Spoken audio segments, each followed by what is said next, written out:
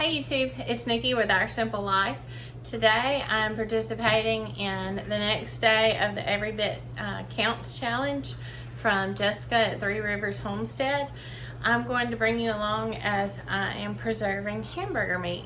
So we'll walk through the steps of what I'm doing. I've already browned my hamburger meat and drained it, and then I heated it back up. I've got my pressure cooker going. I've got my jars heated and sanitized. I've got my hot water, my canning lid's hot. So it's all ready to go. Come join me. All right, now that everything is hot, the first thing that we're gonna do is get our jar. I'm gonna take them one at a time so that they can stay sterilized and keep their temperature up. We got a hot jar. And we're gonna pack it with hot hamburger meat, already cooked and drained. I don't wanna pack it in, but I will shake it to settle the meat in. You're gonna get about 1 pound per pint jar.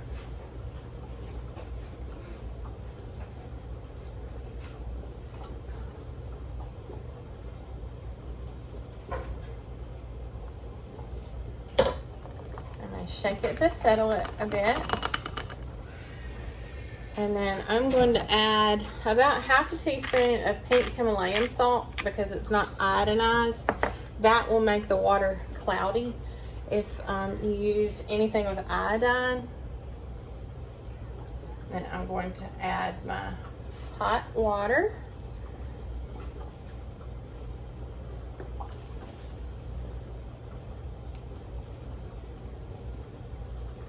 And you want to leave about 1 inch head space.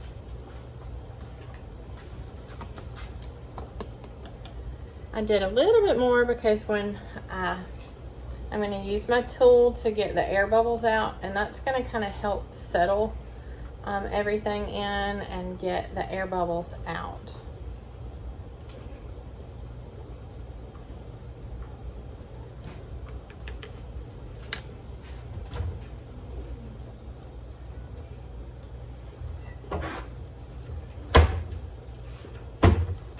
I'm going to use a clean paper towel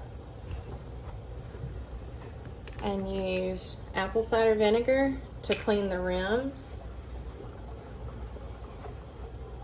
Make sure that there's not any grease that would prevent the jar from sealing.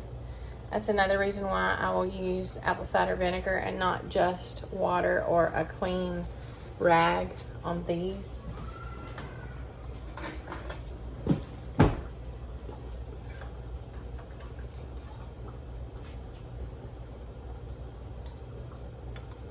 I'll set my lid and put my ring on fingertip tight. You don't want it, as tight as you can get it. And I will go ahead and set it down in my canner that's already hot. And I'll repeat this step for every one of my jars until I get my canner full. All right, I've got all 9 of my jars ready for the pressure canner. I'm fixing to put the lid on and wait for the pressure gauge to pop up. Now that I have a steady stream of steam coming out of my pressure vent, I'm going to put my cap on. And I'm going to wait until it starts a consistent jiggle before I start my timer. Now that I have a consistent steam coming out of my pressure gauge, I'm going to go ahead and start my timer for 75 minutes. I'm going to leave it steaming at this high temperature for at least 75 to 85 minutes. My 75 minutes was up and I just turned off the heat. I'm going to let the pressure completely come down on its own. I'm not going to do anything like take the weight off or take the lid off before it's completely cooled. Now that my pressure is completely released, I'm going to go ahead and remove the jars from my pressure canner onto a towel so that they are not shocked by the temperature of the counter.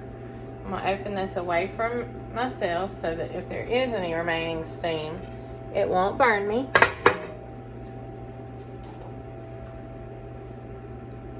These jars are still bubbling, so they will continue to process.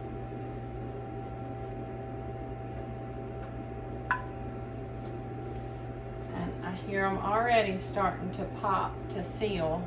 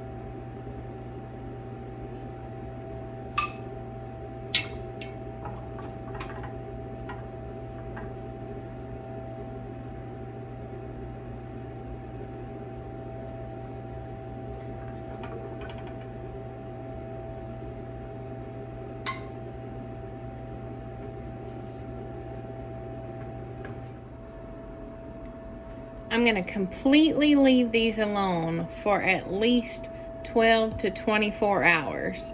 I'll let the heat and pressure inside the jars continue to vacuum seal the lids on, and once they're completely settled, I will double check and make sure each one of them sealed and mark it and put it on the counter, on the cabinet.